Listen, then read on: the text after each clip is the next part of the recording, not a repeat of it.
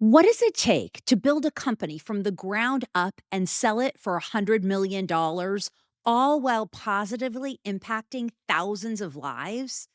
This is the Women Growing Wealth podcast, and I'm your host, Tamar Hermes. Today, I'm joined by Mahlum, a bold entrepreneur who will show you that profit and purpose are not opposites. They're actually partners when you know your value and can bring your vision to the masses. Before building solidcore, a fitness empire that redefined boutique training across the country and exited for $100 million, and built Back on My Feet, a nonprofit that used running to help unhoused individuals reclaim their lives and dignity to acclaimed success. Anne's priority was never about chasing money. She found her success by seeing a need and building a solution with relentless drive, passion, and trust in herself. Anne isn't someone who's just preaching here. She's actually done what most of us just dream about accomplishing. She also gives us some great input on investing, knowing your self-worth, and managing your money mindset, and the identity shifts required to grow something big. She shares how she made peace with wanting more and why generosity and financial power go hand in hand. This is an episode you are not going to want to miss. Let's get into it.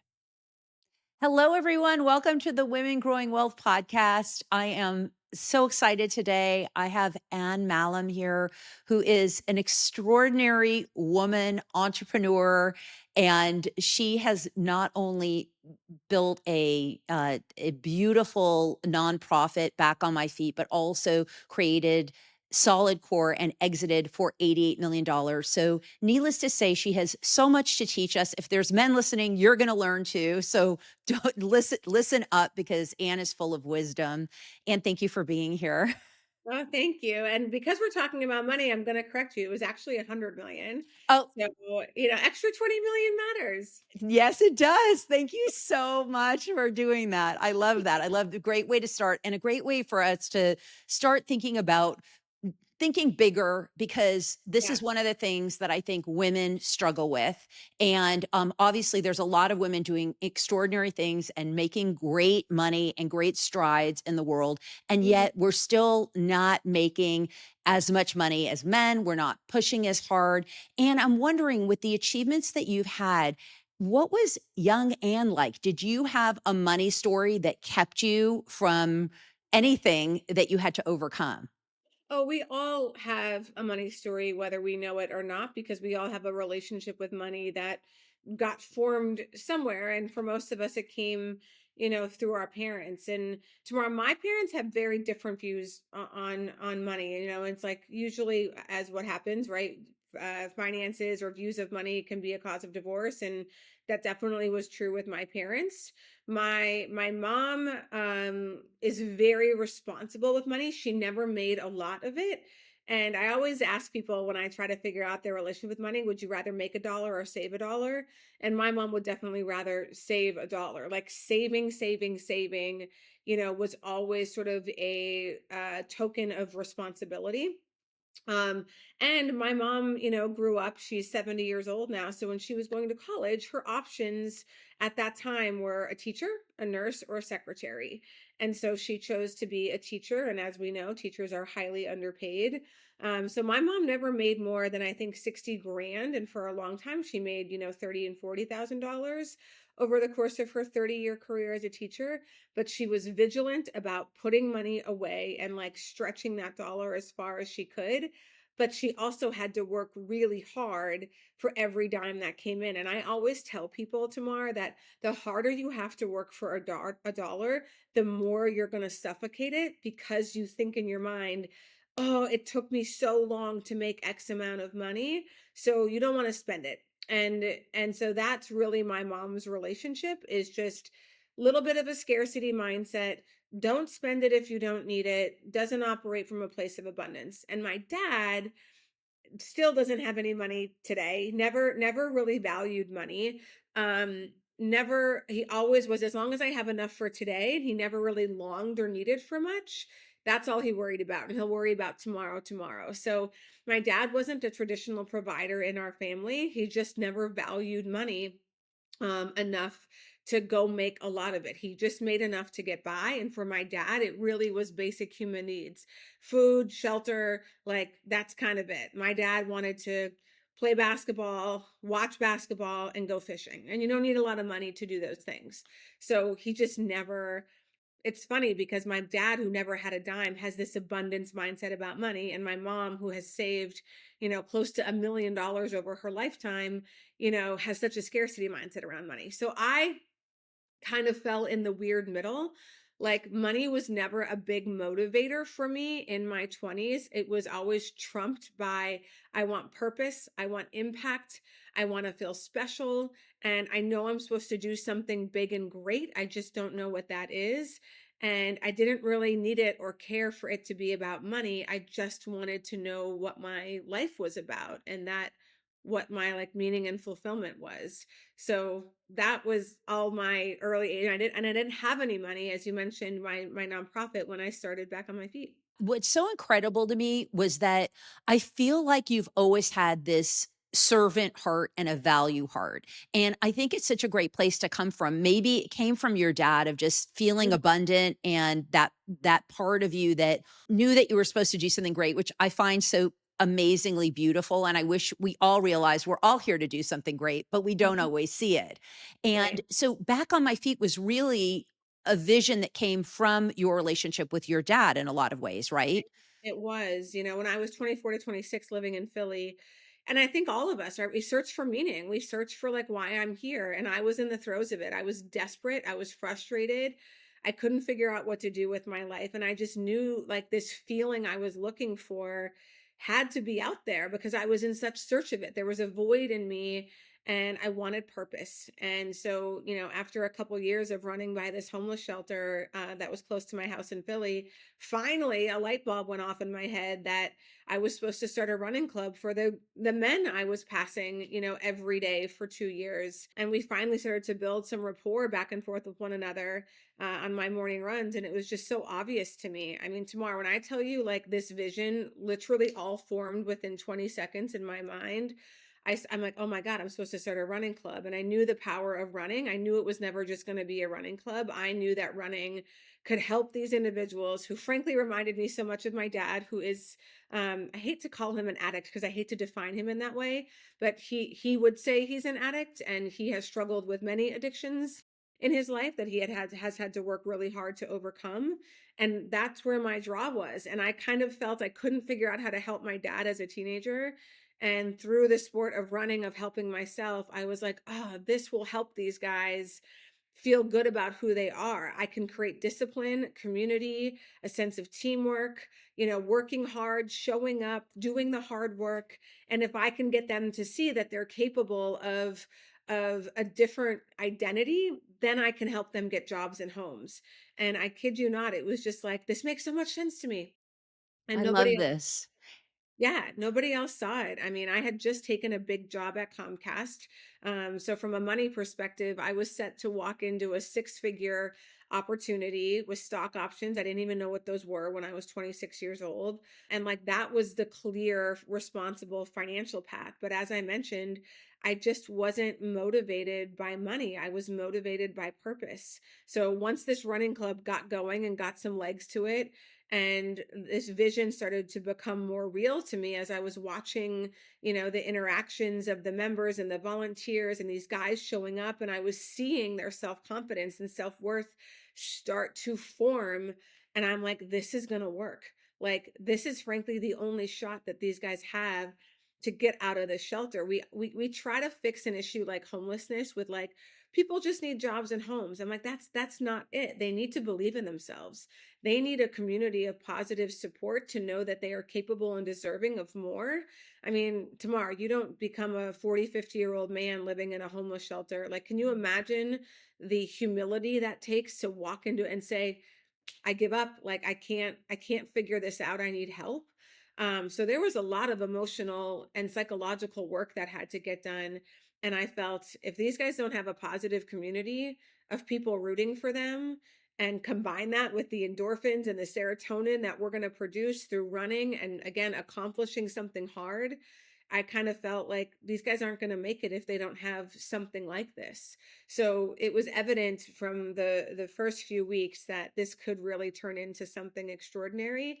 And I had found my purpose. Like I was like, when people ask me, and how did you have the guts to like walk away from this sort of corporate safe job to do this? I'm like, I didn't really feel like I had a choice. Like I had been asking for this. I had been waiting for this. Like it was all I wanted to do was work on this idea and this vision and showing that people can change if you give them, a positive environment and positive reinforcement. So yeah, I went all in and fortunately found other people who also believed in the vision, and we started building and growing and messing up and fixing those mistakes and making more mistakes, and over 6.5 years built an organization that became nationwide, had $6.5 million of funding, 50 staff, and was had a success rate of 46% of helping people living in shelters move on to find jobs and or homes, which was awesome. And it's still going. People are still involved and the Yep. organization is still going, which is extraordinary. Yep. A couple things came to me when you were talking about this. I was thinking, especially in this time, because let's face it, women are particularly, I mean, everyone's stressed, but particularly women now more than ever. Here they are making strides in the world, and now the world is changing, and we have so much craziness going on. And I love the way you drill it down back to the essence of we're all here for a reason. And if Mhm. each individual could tap into that, then they could find resource and find ways to really make their flower bloom in life, really. Yeah, And I absolutely love that. Now, I'm wondering, how did Solid Core also came through a passion mhm. of fitness, and I'd love to hear how that evolved. Obviously, there's so much to unpack there in terms of growing wealth because you've done $100 million exit, and which is extraordinary, which is more money than most Mhm. people will ever see in their lifetime. But just where it came from and the source of all of that, I'd love to start there. Yeah, so one thing I know about myself, when people talk about build a business, start a business, and I'm like, I'm not a business owner, even though technically I was. I'm a purpose-driven entrepreneur, and I am only going to put my time and energy into things that I have an authentic connection to. And so that being said, I heard this saying, and I've always sort of felt this in my life. Money doesn't lead, it follows. And if you are focused on building high quality value experiences, which both back on my feet and solid core was. I always tell folks I'm also I've really figured out my niche, and an entrepreneur who knows how to build really high quality branded experiences. And I do it better than 99.9% of the people. And that's the space I play in because I know I can win that game. And so, yes, after like deciding to move on from back on my feet, realizing, gosh, I kind of think my work here is done. I set up the infrastructure, the process, the team, the expansion strategy. And it just needs an operator to come in here and continue, to execute on this model. I think my work is done and it's time for me to go figure out what else I need to create because I felt like that was my gift. So I had to work through all of the fears and doubts that come with starting again. And, fortunately was able to do that over a few month period and talk to myself in an empowering manner and all of that stuff. But I just said, and you got to open yourself up and see like what could be next, knowing tomorrow that I had to feel that passion and I had to feel like the next thing I do felt very similar, which was I am the perfect person to do this. So when I was in Los Angeles for back on my feet setting up that chapter, I happened to walk by a Pilates studio that looked very cool and very LA. And I'm like, oh, I'm going to go try this because I'm the workout queen. And this looks fun. It was not fun. I got annihilated and I just didn't know you could work out that way. I thought you had to jump, beat up your body, running, pounding, being injured was a rite of passage for being fit. And the next day I was sore in all these areas that I felt like as a woman I was trying to target. And I was just like, nobody knows that you can work out like this. Like, this is so different and unique. So I started to take Pilates back in New York and I was like, did the math on the business, and then also was like, there's not really community in these classes. It's transactional.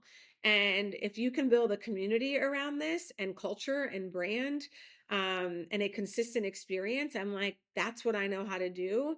And I think this is a game I can win because nobody had built a big brand around this way of working out before. And I felt it was unique enough where I was getting in on the ground floor. So I was like, this is what I'm doing. I took legitimately all of my money. I had saved at this point 175K over my time at Back on My Feet, and I was doing a lot of speaking. And I just had stacked this money away, knowing of like, I don't know what I'm going to want to do next, but I'm going to have some financial options when I decide that. And it took everything, again, all of that money to get this studio open. I opened my first studio in November of 2013. And for anybody listening, I wasn't a personal trainer. I didn't know anything about construction. I had never ran a, brick and mortar, fitness studio before. But like, again, I felt the ingredients of who I am and what I'm good at was everything that that company needed. So it felt like a perfect match. And everything I didn't know, I felt I could figure out or find people who could help guide me.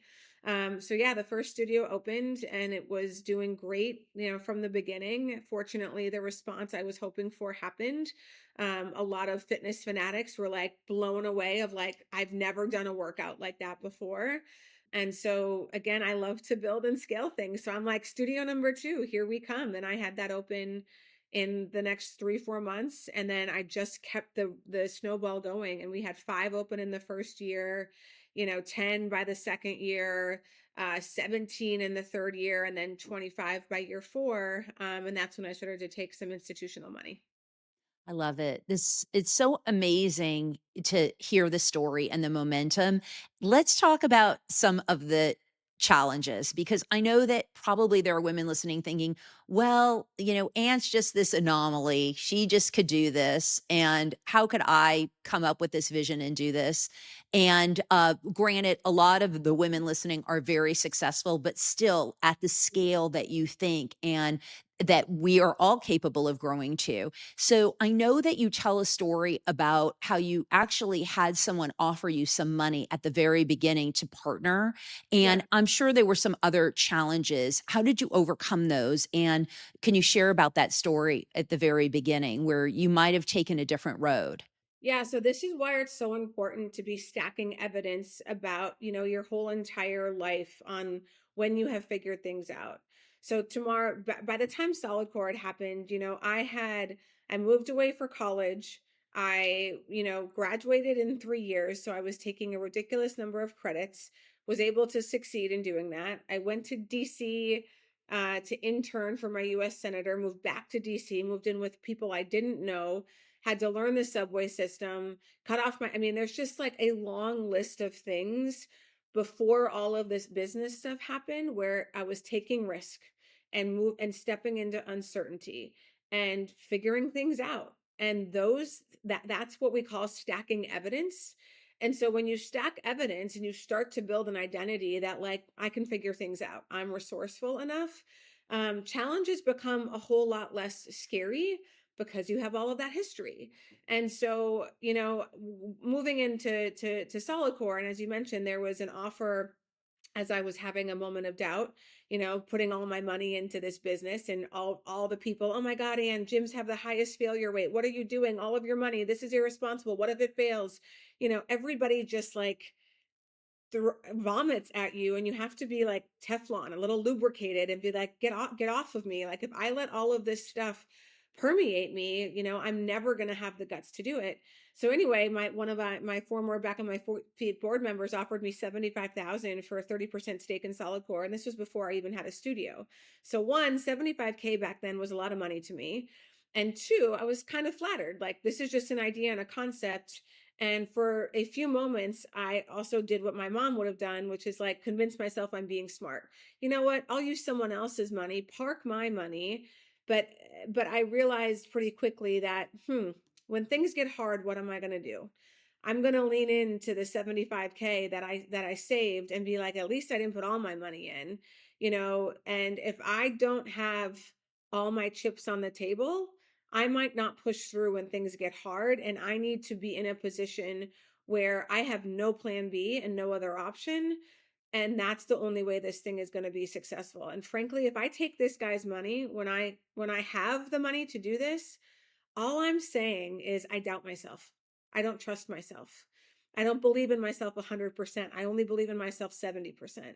And I just thought that's going to be really dangerous for me down the road. So, I turned down the offer, and let me tell you, those first 15 months, Tamar, I got sued twice.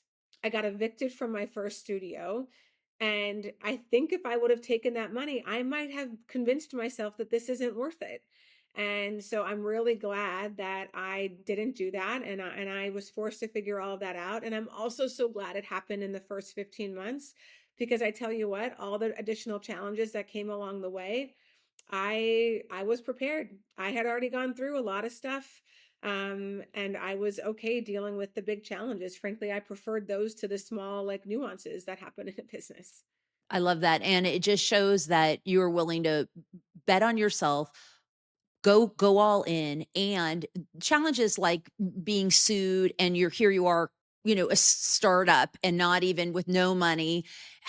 What were you telling yourself as you walk through that? And I know you're saying you prefer the larger challenges because they're showing that you're making movement and you're betting on yourself through that. But what did you have to tell yourself, or how did you deal with that process? Well, one, I felt I was right. I had an ex-boyfriend who never put a dime into the business, who never paid taxes, never was an employee, never had to put any real, like, risk into it, sue me for equity in my company. And I'm like, this is just wrong. And I always said to him, I'm like, what if this thing tanked and went bankrupt and I went down with it? Would you be knocking on my door offering to pay 50% because you think you're an owner? Of course not. You're only showing up because this has worked and I've been successful. And you're like, maybe I can get a little bit of that. So I felt really emboldened in my position that I am right and I'm going to fight this. And the same with the other lawsuit, with my machine manufacturer, who I felt was running an illegal operation and ripping people off. So when you feel supported by your values and principles, it's easy to fight. If I had felt I did something wrong, or that I, wasn't operating with my morals or ethics, maybe those situations would have been different. But I felt, very excited to go to battle on those two things because, again, I felt so right in my values. And then the eviction piece, it was both me and the landlord. We could not attenuate the sound. So it was traveling up to the apartments. And I didn't know anything about sound attenuation. The landlord didn't know anything either. So we both signed this lease without addressing that issue. So I felt like we both have to take some responsibility here. We agreed to move out, but I negotiated, a very good deal, I felt like, for myself of an extended period of time so I could get another studio open. So that, yeah, that one worked out. But yeah, I think it was mainly just that. Like, it's easy to fight when you think that you are standing in your integrity. And I love the way you walk through challenges and obstacles, because I think that that's a lot of places where some women stop because they feel like this is going to be too much, or I'm somehow not going to be able to withstand it. And those are just old stories that somehow they never recreated to think of themselves as someone that has principles and values and can walk through situations and then thereby create more. I feel like there's so much sitting on the table for women. And another thing that comes up a lot for my clients is about having enough. And I Mhm. think that a lot of women end up chasing this number and they start getting into more money for this false sense of security and safety. I know I did that for a really long time. I was lucky in that I always had a similar characteristic to you in terms of wanting to spend my life doing something that I felt I enjoyed. So I Mhm. wouldn't I would never make those compromises, but there are so many women that are doctors that don't want to be in the office full time but don't know how to get out of it, or people that are entrenched in their businesses and feel overwhelmed and feel like they just need more and more money. And I'm wondering, how did you come up with a space? It sounds like you didn't lead with money and you always knew what you needed and that would always be enough. But for women that are concerned, how would you address that? What would you say to them? Yeah, I think you have to define it because it's exhausting. You will be on that wheel forever of being like more, more, more, more if you don't sit and define it. And this is why, people think, again, go back to homelessness, that homelessness is about jobs and homes, right? And I'm like, no, it's about your emotional well-being and you thinking and deserving that you can participate, in society in a productive and contributing manner. And we have to get that right before we can get you a job. Money is the same thing, right? It's not about how much you have.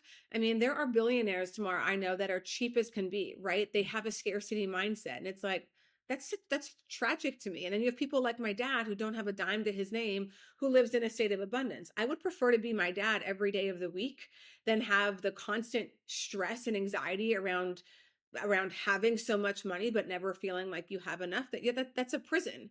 So you have to do the work on your mindset so that money doesn't control and take up so much of your energy, because that's toxic. Like, you would never let another individual do that to you, where they're controlling, and like, it just wouldn't happen. So working on your relationship with money, one of the best books I found for that was You're a Badass at Making Money by Jen Sincero. She really goes in Mm. a lot to the psychology and why you think about money and your beliefs around money, and probably your beliefs around money are why money is showing up in your life in the way that it is. And so, I have more than enough. And I'll tell you why my number was 100 million for solid core. It wasn't about that I felt I needed that much money in order to, live the life that I wanted to live, but it was about the value that I created of building this business. So, my private equity partner tells a story, and I actually forgot this. He's like, Anne, when we first met, you sort of said your number was 30 or $40 million. Like, that's kind of, you'd feel good about making that, through solid core. And that was 2017. And, over time, the next couple years, watching, we opened another 50 studios, and my ceiling started to raise. And I began to just see how valuable solid core was going to be, and my number elevated. And it was like, that's no longer what I think is an acceptable amount for me to be paid for my equity and my work that I had done to create this thing. My number is $100 million, and I will not sell for a dime less than that. That needs to be my total payout over, I took money off the table in my different fundraising rounds, but that will be the total that I, take home from building this business, and the value that I will have created for other people who buy it. And when we were in the process of, when I was in the process of selling all my equity only totaled $88.4 million. And I'm like, that's not going to do it. You guys either you need to, quote unquote, raise the valuation or pay me more money as a bonus. I don't care how you get there, but I'm the controlling owner of the business. So I'm not going to sell it. I'm happy to wait 6 more months and go to process, and I'll make even more than the $100 million. But if you guys believe in the future of this business, which I do too, right? There's a lot of room to run here. This is the number. And so it never was about, again, me needing that for my lifestyle. It was about, this is the value. This is how much I value myself for the work that I have done here. And if you disagree, that's fine. You don't have to pay me that. You know what I mean? Because if it doesn't work for your business economics, that's fine. But I never compromised on that. I never went in with the whole, I'm just grateful to be here. Like, oh, I shouldn't be so greedy, because I know what these guys were going to make. And solid core is now valued at 600 million. And I'm really, really proud of that, because I knew who did all of the groundwork and laid all of the foundation in order for that to get to where it is. But I don't apologize for making those private equity partners come up with another $10 million at all. That was just the value of the creation that was worth it for me. And then tomorrow, after selling solid core, you're kind of like, holy crap, what am I going to do with all of this money? And I really pushed myself, because I didn't want to end up like my mom. I love her, but my mom has, again, about $1 million to her name, and she still cuts coupons, and she still doesn't spend, and she still, she will die with that money. And I'm like, I don't ever want to be that way. In order for me not to be that way, what do I have to do? I have to increase my expensive ceiling. So I need to start to spend. I need to start to give at a different level than I have before, and I need to see how that feels. So, I bought a $290,000 car. It's beautiful. I love it. I don't regret that purchase. I, as stupid as it sounds, went and bought some $10,000 handbags. They do nothing for me. I'll never buy another one, but I had to go and experience some of these things. I've taken my friends on a $250,000 trip.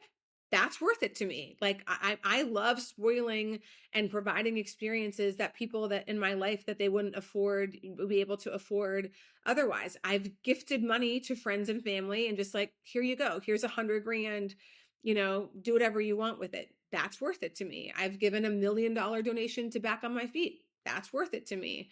So if I didn't do that, I would be playing small. I would be giving 5 grand here, 5 grand here, and I wouldn't be investing in any big way that would make a difference in my wealth either. So I think that that's important, as well. And a lot of people say, don't let there be lifestyle creep. Don't let there be whatever. Only live off of your interests. And I'm like, if I only live off of my interests, I'm going to die a billionaire. So it really, you have to think about the level of money you have.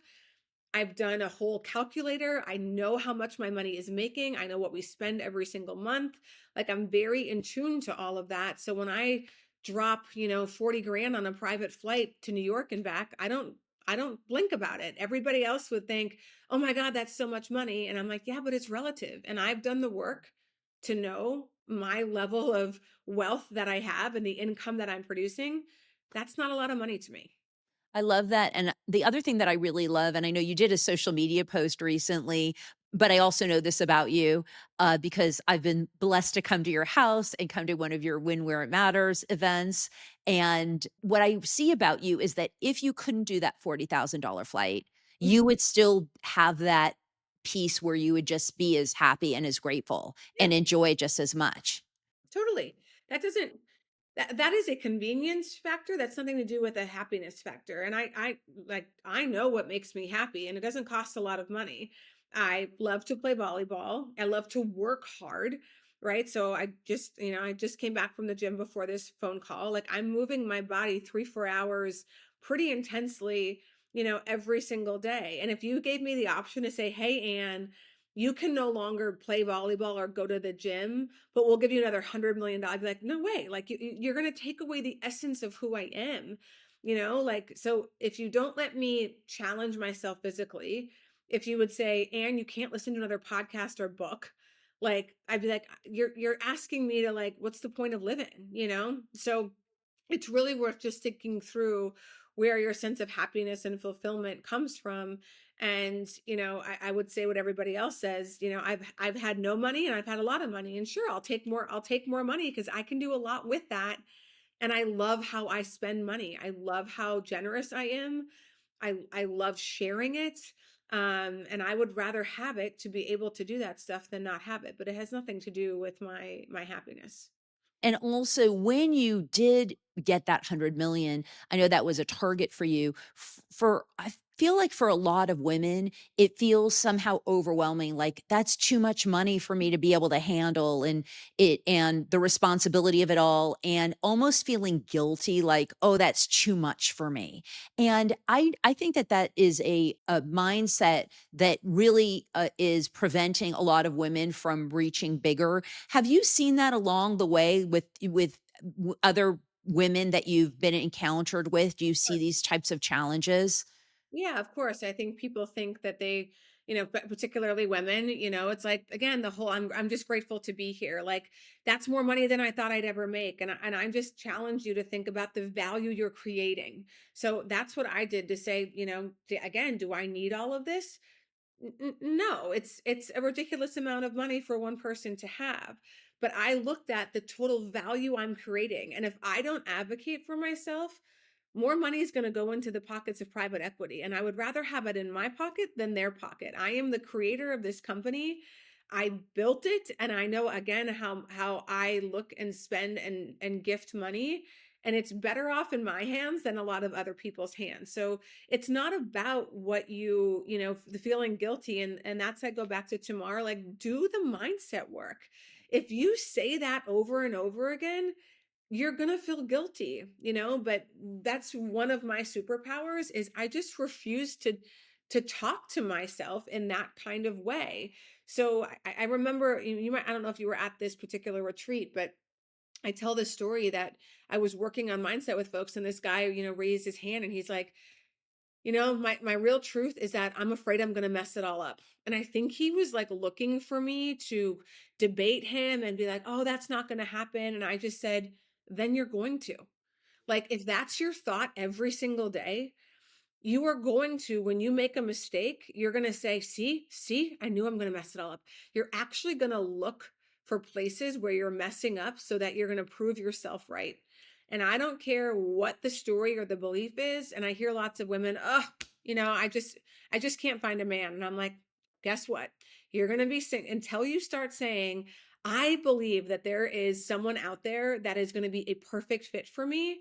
Like if it's just this self-fulfilling prophecy. Like I mean, we talk about mindset so much, but and people hear it, and I think it goes one ear and out the other. Because if you really take stock of how many things you are saying to yourself every single day that then you are reinforcing when you go on a bad date. See, I knew it. Like it's just one bad date. You're gonna throw away every single opportunity to meet somebody, or that there's nobody literally compatible with you off of one bad date.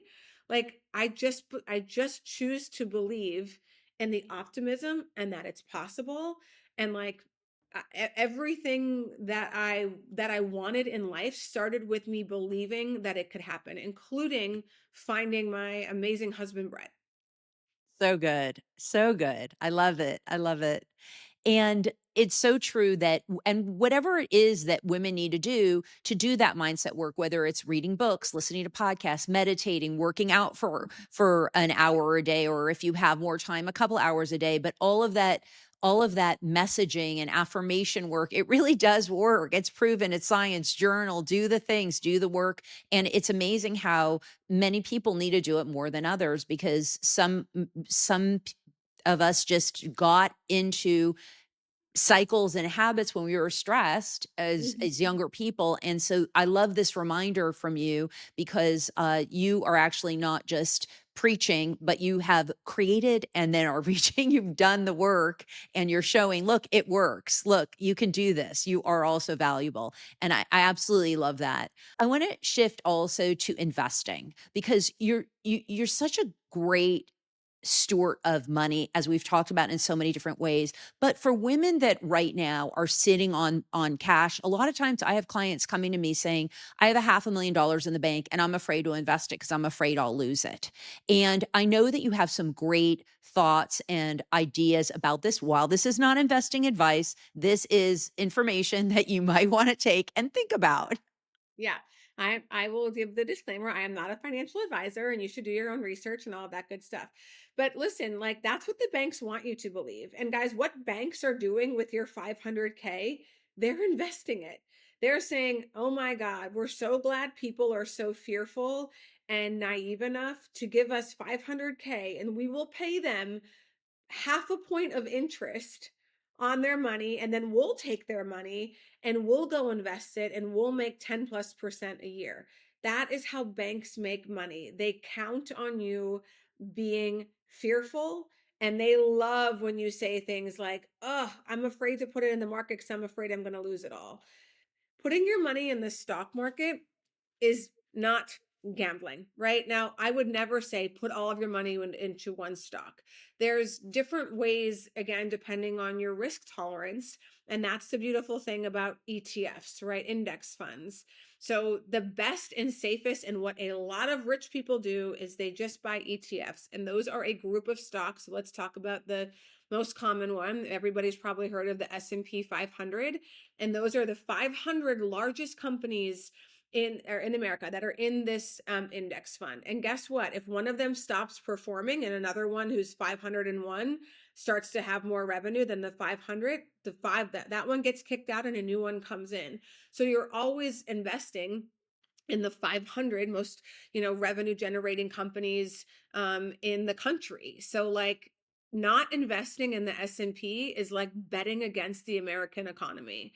And I don't know about you, but if I can look at history back in the 1920s up till, today, so the stock market's been around over 100 years, there's been an annualized 10% return every year. Sometimes it's 30, 40%, sometimes it's negative 20%, but over time, you are going to make money. It has happened since the history of time. Now, again, sure, we could have something happen, aliens could come and blah blah blah, but like, it's the probability of that is super low. So by not working again on that fear of losing it all, it's not like you're playing blackjack tomorrow where, let's say you put 100 grand down and the house wins and you don't get that 100 grand back. When the market goes down, you haven't lost money, you're just down. And over time, right, that index is going to go back up. So you don't have to put any more money in for that money to continue to grow and get value. It's very, very different than gambling. So it's like, do your homework. And when you're saying things like, I'm afraid I'm going to lose it all, that's probably because that's what somebody told you who has no idea about investing. No smart person who understands the stock market would say things like, don't invest in the stock market, you're going to lose it all. So that goes back to like, who are you getting your advice and opinion from? My husband had the same thought, right? And I love my mother-in-law, and she's great, but also she wasn't well versed in the stock market, and she was told, don't put your money in the market unless you're prepared to lose it all. So that's what she told Brett, and that's what Brett adopted as an identity around investing. So we all have to do the work, but guys, any wealthy person is invested. It is, you're not going to find one person who's not. So I don't know why you wouldn't listen to those people and you continue to listen to people who are poor or who, again, don't have any real wealth to their name. So you have to, again, really think about where you're getting your information from. 100%. And the other thing about investing in the stock market is that if you put money in the S&P 500 and it goes down, put your money in a in a tech ETF, like so Yeah. that you have diversification so that one maybe will go up when one goes down, spread Yeah. it out. You can even diversify inside the stock market Yeah. quite extensively. So Yeah. that's just one of the many places. And Tamar, I'm vocal about this on Instagram, as you know, but like, I will make more once you have money and your money compounds. I will make more money I've invested 99% of my money from the solid core sale, whether it's in the market, private equity funds, real estate, loans that I do, you name it.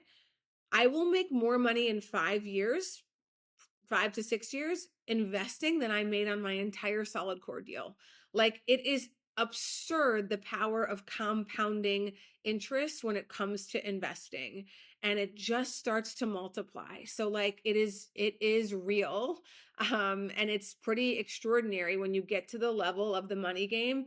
And I'll tell you what, I almost feel like I'm cheating at times because I'm like, man, I could literally have just been playing volleyball and my money is invested. And yes, I'm active with my investor. Like, I really like to educate. I don't just turn things over to my advisor. So I have an active relationship, but like, I didn't have to do any labor. I didn't have to do any work. I didn't get a W 2.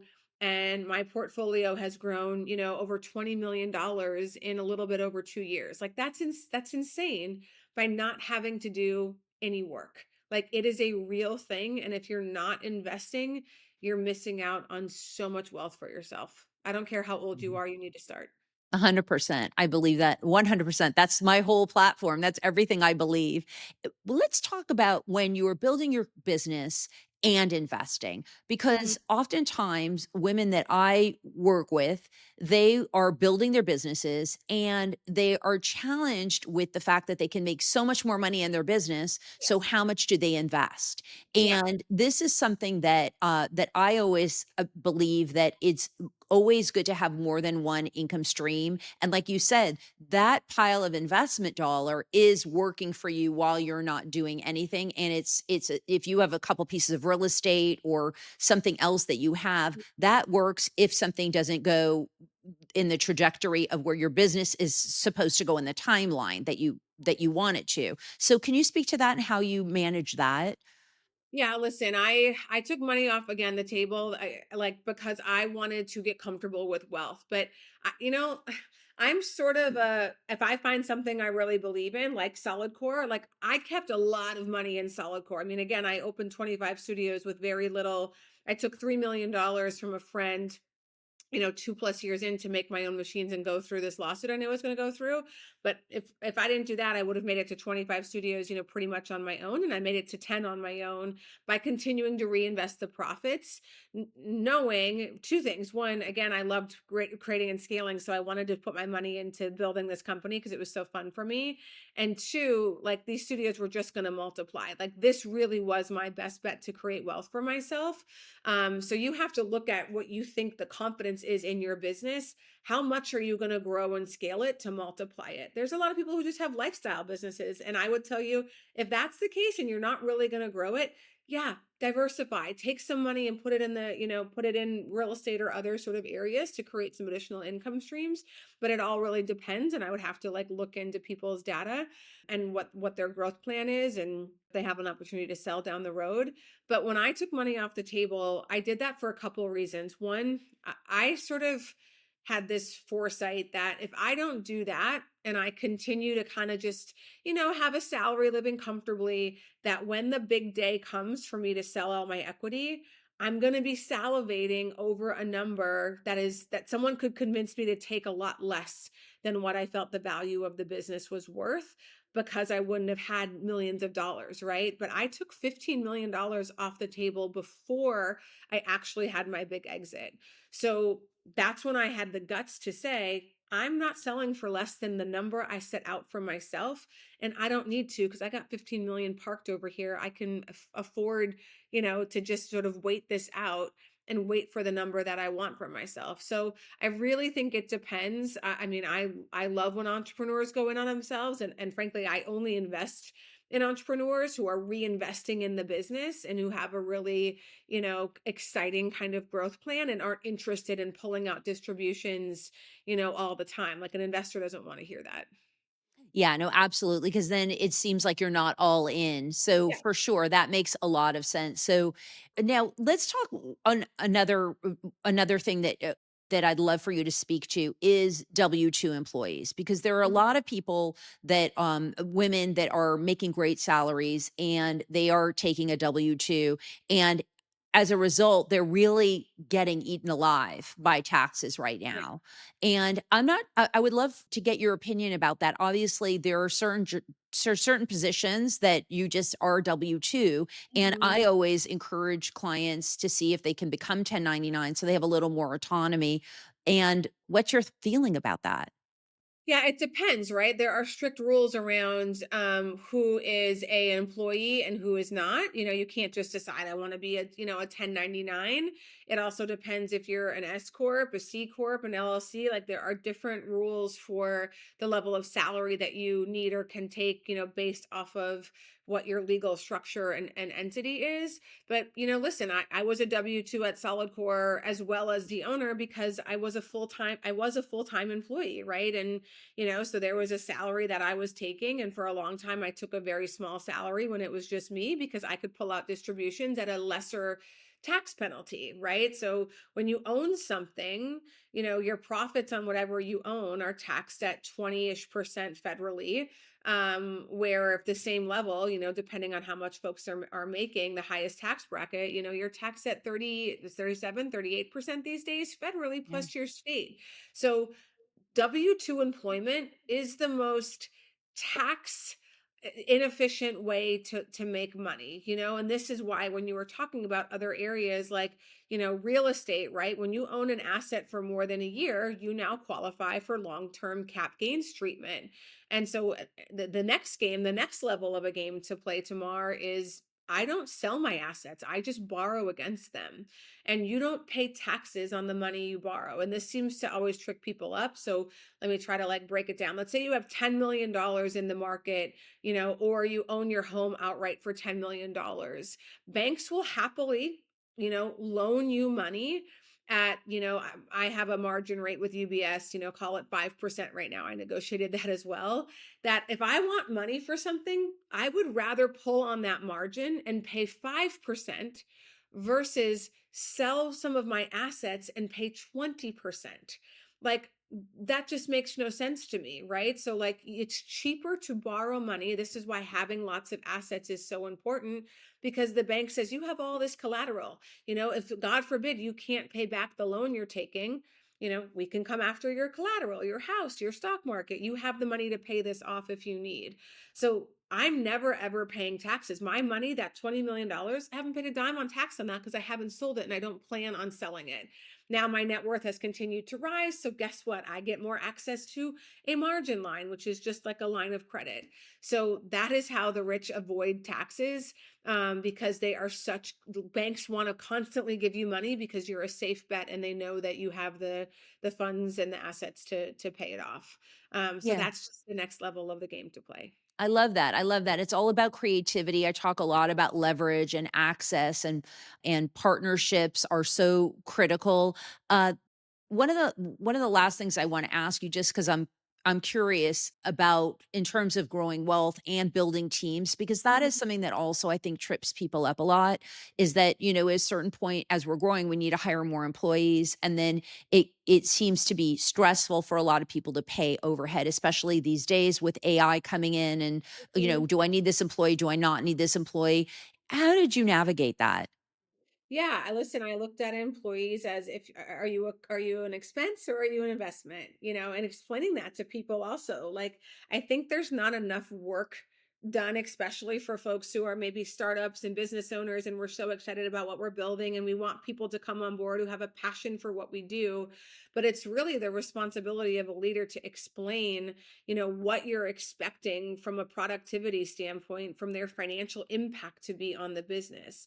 And I sort of have this base rule of thumb that an employee you should easily be able to track a 3x revenue to every employee at a minimum. Frankly, really star employees are doing 5x. So if I'm paying you $100,000, I better see $500,000 worth of value for the business. And if that person doesn't get that, or thinks like, what, you're making 5x off, it's like that's how it works, right? I'm paying you to create value. And we had that education process at solidcore a long time because people, everybody's fitness enthusiasts at solidcore, and they needed some education, on the business acumen of things, that this company needs to be profitable, right? That we will have we want to have 40-50% margins in the studios, a baseline of 30% margins at corporate. Like that's a sign of a healthy business, and profit is not a four-letter word. And you are working in a for-profit business. So if you have an issue with that, that's capitalism. So I really think, again, it comes down to, I hear people say a lot too, like, oh my God, we're gonna pay that person 200 grand. I'm like, yeah, but if they're gonna come in and make $1 million for the business, you're investing 200 grand to make a million. And you don't have to pay that 200 grand all up front, but like you need to make sure you're on the same page with that person. And they need to articulate, in my mind, how are you going to create $1 million worth of business here, to make your salary worth it? Because we can't just pay you 200 grand without financial impact. And I know it sounds so easy to say here, but a lot of employees don't understand that, and they need to be on the same page so there isn't consternation as the relationship continues to go on in the employment.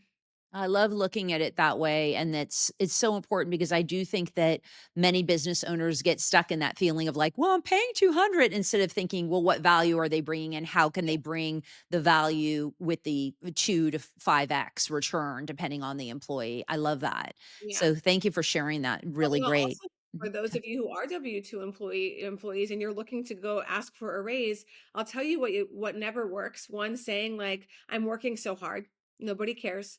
Or like, I need more money, nobody cares, right? You have to go in and talk about the value you're creating for the business. So talk about whether partnerships or sales or revenue, if you make 200 grand or whatever and you've produced $2 million worth of business, you deserve a raise or a bonus structure.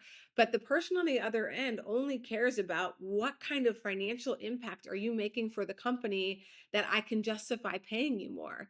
I don't care that you have X number of expenses in your personal life, or that you want to make more, or that you're working hard. That is all irrelevant to the ask that you're making to the boss across the table. That's so great. Okay, so last words of wisdom. Anything you've given us so much here, and literally, I hope every woman and man who's listening takes away a lot from this and really gets out into the world and goes to their next level. What would you leave as parting words of wisdom for us? I mean, I think I would, if I hadn't said it to date, I would have to just reiterate what I'd said, which is you have to figure out your skill sets. Like if you want to win at business, and a lot of people aren't great at figuring out what their skill sets are. And if you really can just do these exercises and write down, and sometimes they are these niches, like there's a huge range of things that I'm not great at tomorrow that I don't even try to play. And I always say the things that you're a one and a two and a three at, don't even try to get better at them, because what are you going to do? Become a five? No one's going to hire you to do something you're a five at. Like, just let it go. Focus on the things that you're like an eight and a nine at. And that's where you really start to hone in and be like, again, I'm going to find a business that needs these eight or nine skill sets and talents and apply that to that business as the leader. And I think you're going to be very successful. So figuring out again and articulate, what are you really great at? What are you better than 99% of the population out there? Super important. And then again, I'll go back to the mindset piece, like, talking to yourself in ways that are going to put you in a position to win. I mean, the NBA finals were on last night, right? Do you think anybody went in there saying like, well, we don't belong here. We're going to lose. We're going to lose. Like, do you think if those people went in there with that mindset, even though one team had to lose, but if you go in there thinking, I'm going to miss every shot, I'm going to play horribly, I don't deserve to be here. I mean, how on earth do you think you're going to show up and play that game? And guess what? You miss one shot and that's in your head. You're not going to take a second shot because you're just now saying, see, I don't deserve to be here. I shouldn't be playing. I shouldn't be shooting. So I just, again, I think people understand that in theory, but they let it continue to control their life, and they're not catching it when it's happening. So that's the other piece that you have to get in control of and get in front of if you're going to have any sort of success with money.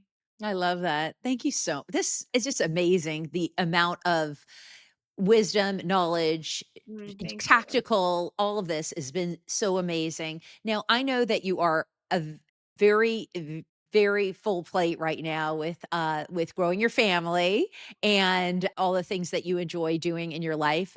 And I know that you're still making time for some consulting. Mhm. And so is there a way that if someone wants to, can you set the criteria in terms of who you are speaking with and Yeah, best way, like, I do see one-on-one advisory calls. They're 15 minutes, and it's all people who are looking to level up in their business for the most part. They have a business, they want to grow it, they're having team challenge, leadership challenges, scaling challenges, whatever. Those are the people that get the most, I think, out of the calls that we do. So you can just go to the my website at annmahlum.com and, inquire to learn more, or book a call there. Awesome. Well, thanks everyone for listening to Women Growing Wealth. And thank you, Anne, for being here. This has been absolutely incredible. And I can't thank you enough for blessing us with all your knowledge and wisdom here today. Pleasure. I appreciate you having me on.